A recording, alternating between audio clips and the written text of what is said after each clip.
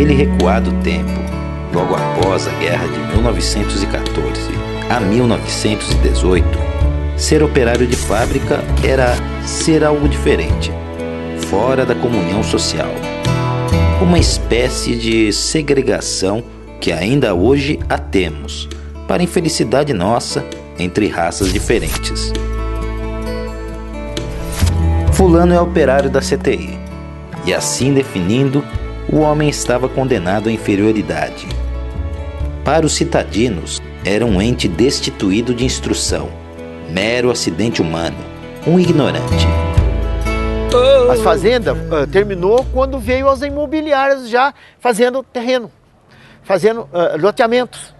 Já veio, uma imobiliária veio aqui, a outra foi lá, já veio as imobiliárias, assim foi acabando as fazendas. Algumas pessoas que já tinham feito o 4º ano de escola e aqueles que faziam Senai, que ia com mão de obra especializada, né, já começaram a sair para ir para as fábricas, né? Não havia ainda a Volkswagen, mas a GM já estava ali e mais outras fábricas químicas lá para lá da Estiva. Muito mato. Eram poucas casas em torno de lá, era mais campos, né? Na época também o pessoal tinha costume de criar muitos animais, então os animais viviam soltos. Não tinha asfalto, passava ônibus, aquele poeirão, sabe? Então, o ônibus passava assim, demorava umas 2 horas para passar. Então, o que acontecia? A gente ia a pé, não tinha condução, ia a pé, ia de bicicleta. Quando passava um carro, era aquele poeirão. Não tinha uma farmácia, só tinha um supermercado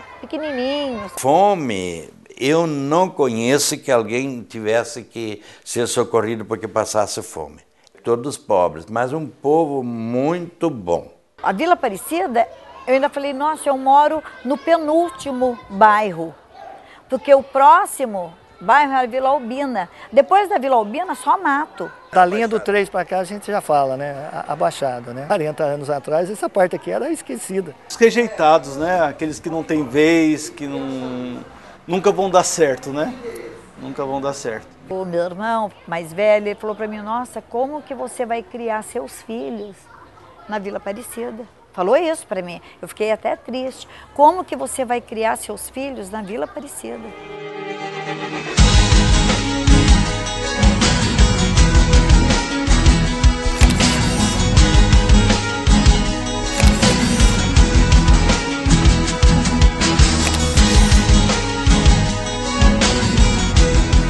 A igrejinha era velha, estava assim, bem feinha, a bem da verdade, e do lado tinha uma pequena creche com quase uma centena de crianças, mas uma acomodação muito precária. Trabalhava já com os vicentinos, que trabalhava já com alguns apostolados, e os grupos que trabalhavam aqui, as pastorais e grupos que trabalhavam aqui, estavam crescendo demais, que aí não dava mais para comissão de capela que dirigia a capelinha. Fazia leilões, distribuía algum alimento que a pessoa que precisava, a gente levava na casa. Nada organizado. Era assim simplesmente alguém que fazia isso, ou um grupo, ou congregação mariana, ou apostolado, ou a catequese, alguém que fazia esse trabalho, mas não era organizado. E eu fiquei um pouco com dó dessa situação, e cheguei lá e encontrei a Heloísa Lotufo, que estava dando aula para aquelas, estava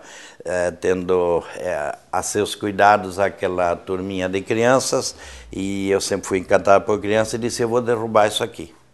Disse, derrubar? Mas e daí? Aí vamos construir coisa melhor. Eu comecei logo a tentar encontrar terreno, que era difícil aumentar o terreno, que o espaço tinha 30 por 50 lá. E hoje nós temos 6.000 e poucos metros quadrados. E fui conseguindo daqui e dali, ao redor, aquelas propriedades que eu precisava para poder começar uma obra. E o bairro da Vila Aparecida não tinha uma escola em toda aquela área, nenhuma. Só tinha aquela pequena creche, e eu estava sonhando lá colocar realmente uma escola.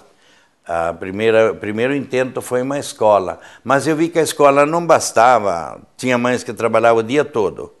E eu ficava com tanto dó essas crianças lá, deixadas assim em casa o dia todo, e eu acolhia, então, no meu intento, né, no meu sonho, eu acolheria essas crianças no dia em que os pais estavam ausentes da casa. Então eu precisava dar para elas um lar. O marido que construiu a creche com os auxiliares dele, né? Nós começamos com 15 crianças. Daqui um pouco foi a 20, 25 e foi subindo. E na época o Dom Eusébio ele fazia questão assim, que estudasse aqui quem participava da comunidade, sabe? Teve até uma, assim, por ser escola também municipal, depois teve que mudar um pouquinho. A início ele queria que fizesse a matrícula dos filhos que frequentavam a comunidade. Naturalmente as salas foram aumentando, né? Que iniciaram com 2 salas de manhã e 2 à tarde. Me recordo que no intervalo, né, no recreio, que comumente nós chamávamos, íamos jogar futebol na quadra. Tá? Então joguei muito futebol. Me recordo que uma vez fui até para a diretoria, a diretora à época, né, da Dona Tereza, me deixou de castigo, porque eu estava com a vontade louca de ir ao banheiro, fazer xixi, e não fui ao banheiro. Fiz ali atrás do gol, rapaz, e me denunciaram para a diretora. Tudo girava em torno da capela, da obra social da Vila Aparecida, da igreja da Vila Aparecida. E lá era a referência. Então eu perguntava para a mãe, por que a gente estuda lá? Porque lá é melhor. Lá é melhor. O Dom Eusébio, ele fazia papel de assistente social, ele vinha muito à tarde, ele estava sempre aqui, vendo as salas de aula, vendo as crianças. Sabia de um pai ou uma família em dificuldade, ele procurava ajudar. Os alunos da obra também participavam da coroação de Nossa Senhora. E nisso daí, eu e minha irmã fomos coroar Nossa Senhora e a coroa não entrou na cabeça. Aí o Dom Eusébio, padre na época, foi lá e tirou o manto de Nossa Senhora. Eu gritei lá de cima da igreja, falei, mãe, o padre deixou a Nossa Senhora pelada, né?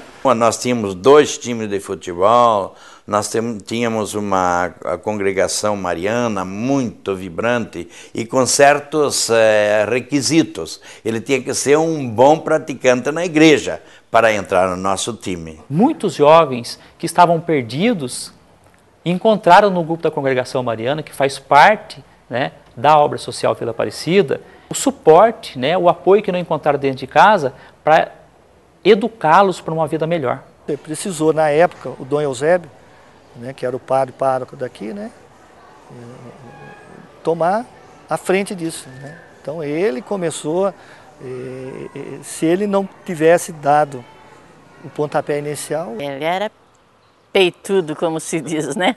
Ele ia para a França, para a Alemanha, e achava lá doadores que doavam grandes, né, quantidades. As rifas deles eram famosas, as rifas, né? Tinha carro, geladeira, fogão, a coisa era bem ambiciosa.